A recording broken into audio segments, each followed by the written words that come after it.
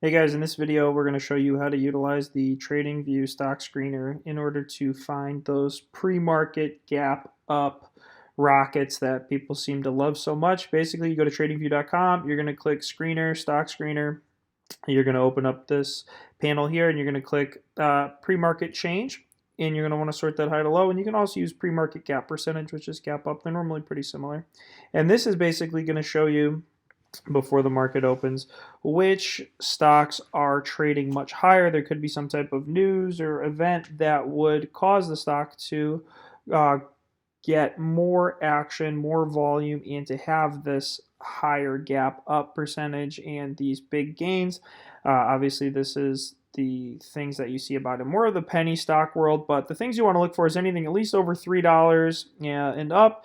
And basically, this will show you how to find potential rockets when you are looking to capture big moves. So some of these are going to be, like I said, smaller stocks, penny stocks, etc., or low cap companies. So you can check this screener every morning before you start trading if you are the kind of person who is looking for potential big runs and big rips up when the market opens. Also, be aware though that sometimes these moves have already happened and it will open at the bell and maybe it goes up for a little bit and then tanks, or maybe it opens and then tanks. So keep an eye on it and be vigilant when you're trading these, but this is how you're going to find those big rockets and the potential big upside too. They could open up and they could take off. So it could open up and then now finally everyone has access to it at 9:30 at the bell, and you take it for a ride on the way up and you are able to capitalize. But this is how you find it in TradingView, and these are how you can sort.